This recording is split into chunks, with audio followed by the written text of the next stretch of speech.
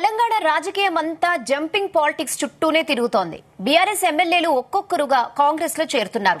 ఏ MLA ఎప్పుడు jump కొడతారో తెలియని పరిస్థితి ఏర్పడింది. అయితే ఎమ్మెల్యేలే కాదు, ఎమ్మెల్సీలు కూడా జెండా మార్చేందుకు రెడీ అయ్యారని తెలుస్తోంది. మండలిలో బీఆర్ఎస్ కు మెజార్టీ ఉండటంతో వలసలపై సీఎం రేవంత్ ఫోకస్ చేసినట్లు తెలుస్తోంది. 40 మంది సభ్యులున్న కౌన్సిల్లో ప్రస్తుతం 28 మంది బీఆర్ఎస్ ప్రతినిధులే ఉన్నారు. వీళ్లలో పలువురు కాంగ్రెస్ తో టచ్ లోకి వెళ్లినట్లుగా జోరుగా ప్రచారం కూడా జరుగుతోంది. 2 ఏళ్ల పదవీ కాలం మిగిలున్న వాళ్లతో కాంగ్రెస్ సంప్రదింపులు జరపడం లేదట. మిగతా ఎమ్మెల్సీలతో మంతనాలు మొదలుపెట్టినట్లుగా సమాచారం. ఇక హైదరాబాద్ కు చెందిన 2 ఎమ్మెల్సీలు, ఉమ్మడి వరంగల్, ఖమ్మం, నల్గొండ జిల్లాలకు చెందిన వారితో కూడా కాంగ్రెస్ టచ్ లోకి వెళ్లినట్లు తెలుస్తోంది.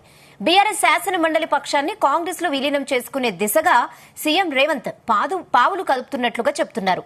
ఇక కాంగ్రెస్ లోకి వెళ్లకుండా మండలి సభ్యులను గులాబీ బాస్ బుజ్జగిస్తున్నా కూడా ఫలితం కనిపించడం లేదని అంటున్నారు.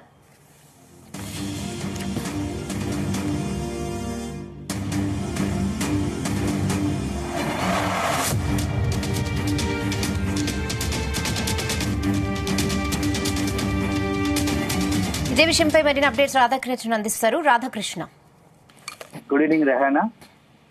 కాంగ్రెస్ సీఎం రేవంత్ రెడ్డి కాంగ్రెస్ మరోసారి బీఆర్ఎస్ ని టార్గెట్ చేసినట్టుగా కనపడుతుంది. గత కొద్ది రోజులుగా ఒక్కొక్క ఎమ్మెల్యే పార్టీని వీడి బీఆర్ఎస్ వీడి కాంగ్రెస్ లో చేరుతున్నారు.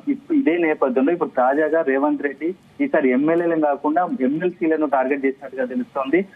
నిన్న సీఎం రేవంత్ రెడ్డి వరంగల్ పర్యటన సందర్భంగా చూపిస్తున్న కొన్ని పరిస్థితులను చూస్తే మనం ఆ విధంగా అనుకోవచ్చు. వరంగల్ జిల్లాకు సంబంధించిన బీఆర్ఎస్ ఎమ్మెల్యే సీఎం రేవంత్ రెడ్డికి అత్యంత సన్నిహితుడైన వేం నరేందర్ రెడ్డితో భేటీ అవడం దీనికి బలమిస్తా ఉంది. ముఖ్యంగా ఏంటంటే వరంగల్ సంబంధించిన ఎమ్మెల్సీ సారేతో పాటు మరో ఎమ్మెల్సీ కూడా ఇద్దరు కూడా బీఆర్ఎస్ వీడి కాంగ్రెస్ లో చేరడానికి సిద్ధపడుతున్నట్టుగా తెలుస్తుంది. దానికి సంబంధించే వేం నరేందర్ రెడ్డితో చర్చలు జరిపినట్టు తెలుస్తుంది.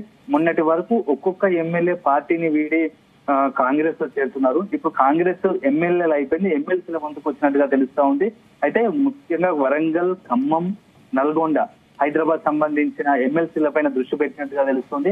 ప్రస్తుతానికి మండలిలో బీఆర్ఎస్ మొత్తంగా 40 మంది మండలి సభ్యులు ఉంటే దాంట్లో 28 మంది మెజార్టీ సభ్యులు బీఆర్ఎస్ వారే ఉన్నారు. సో దీని వల్ల రేపట్ల ఏదైనా సమావేశాల్లో, మండలి సమావేశాల్లో బిల్లుల విషయంలో ఏదైనా చర్చ సందర్భంలో ఇబ్బంది తలెత్తదనకూడదనే ఉద్దేశంతోనే సీఎం రేవంత్ రెడ్డి నెక్స్ట్ త్వరలో జరగబోయే అసెంబ్లీ సమావేశం లోపే వీళ్ళంత ఎక్కువ మంది మండలి సభ్యులను బీఆర్ఎస్ నుంచి కాంగ్రెస్ లోకి చేర్చుకునే ప్రయత్నం చేస్తున్నారు. దాంట్లో భాగంగానే సంప్రదింపులు జరుపుతున్నారు. వరంగల్ అయితే ఒక మంత్రి ముఖ్యమైన సీఎం కు రేవంత్ రెడ్డికి అత్యంత సన్నిహితుడైన మంత్రి, అదే విధంగా సీఎం కు అత్యంత సన్నిహితుడైన ప్రభుత్వ సలహాదారు వేం నరేందర్ రెడ్డి ఇద్దరు కూడా ఈ మండలి సభ్యులతో బీఆర్ఎస్ ఎమ్మెల్సీలతో నిత్యం చర్చలు జరుపుతున్నట్టుగా తెలుస్తుంది. అతి త్వరలోనే మెజార్టీ అంటే దాదాపు 8 నుంచి 10 మంది ఎమ్మెల్సీలు బీఆర్ఎస్ ని వీడి కాంగ్రెస్ లో చేరే అవకాశం మనకు స్పష్టంగా కనపడుతుంది. రానున్న 2-3 రోజుల్లోనే ఒక 2-3 ఎమ్మెల్సీలు వరంగల్ జిల్లాకు సంబంధించి, అలాగే హైదరాబాద్ సంబంధించిన 2-3 ఎమ్మెల్సీలు కాంగ్రెస్ లో చేరడం ఖాయంగా కాంగ్రెస్ వర్గాలు చెప్తున్నాయి. అదే ఇప్పుడు మొత్తానికి చూసుకుంటే ఒక ఎమ్మెల్యేలు, ఇటు ఎమ్మెల్సీలు, ఈ ఇద్దరు కూడా ఒకవైపు ఎమ్మెల్యేలు, ఎమ్మెల్సీలు పార్టీని వీడుతున్నట్టు బీఆర్ఎస్ అధిష్టాన్ని ఏం చేయాలో దిక్కుతోచని పరిస్థితులు ఉన్నట్టుగా తెలుస్తోంది. బీఆర్ఎస్ అధినేత ఒకవైపు ఎమ్మెల్యేలను, ఎమ్మెల్సీలను, ముఖ్య నేతలు పిలుచుకొని ఎంతవరకు వాళ్ళు బుద్ధగించినా వారు మాత్రం ఆ క్షణానికి కేసీఆర్ బుద్ధగిస్తున్నంత సేపు పార్టీలో ఉంటామని ప్రకటనలు ఇస్తున్నారు. కానీ తీరిక చేస్తే 2-3 రోజుల్లోనే మళ్ళీ తిరిగి కాంగ్రెస్ లో చేరుతున్నారు. మొత్తంగా ఎపిసోడ్ చూస్తుంటే బీఆర్ఎస్ లో ఏం జరుగుతున్నా తెలియని పరిస్థితి. పైకేమో పార్టీలో ఉంటా అంటున్నారు, తీరా సమయానికి 2-3 రోజులు చూస్తే కాంగ్రెస్ కండవ కప్పుకుంటున్నారు.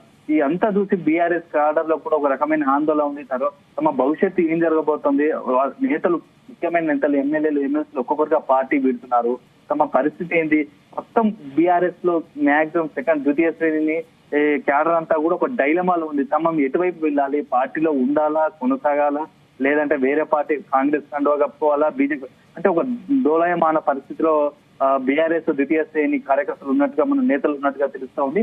మొత్తానికైతే వీలైనంత ఎక్కువ మంది కాంగ్రెస్ వ్యూహం మొత్తం బీఆర్ఎస్ చక్రబంధంలో బంధించే వ్యూహం పన్నుతున్నట్టుగా తెలుస్తుంది.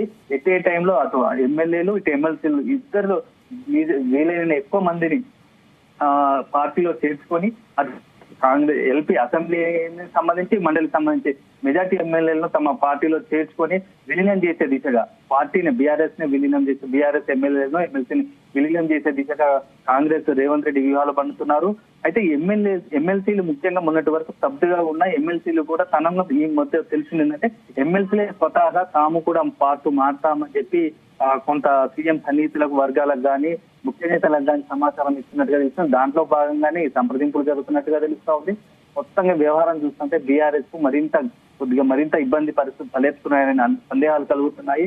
ఈ ఎపిసోడ్ ఎటుపోతుందో 2-3 రోజుల్లో అయితే ప్రస్తుతము ఏంటంటే అసెంబ్లీ సమావేశాల్లో ప్రారంభమయ్యే లోపే ఇటు ఎమ్మెల్యేలు కావచ్చు, ఇటు ఎమ్మెల్సీలు కావచ్చు, ఈ వైపు నుంచి మెజార్టీ సభ్యులను పార్టీలో చేర్చుకునే ఆలోచన దిశ కసరత్తు జరుగుతుంది.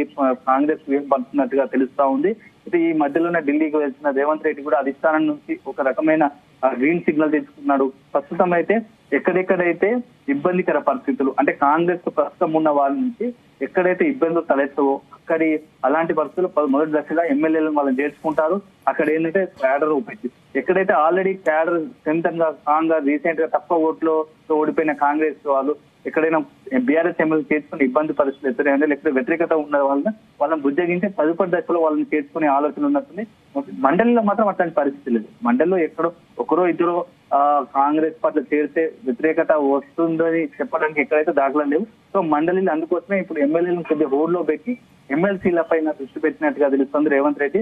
దాంట్లో భాగంగానే నిన్న వరంగల్లో సారయ్య వేమనరేంద్ర రెడ్డి భేటీగా మనం దాని కిందే చూడవచ్చు. ఓకే.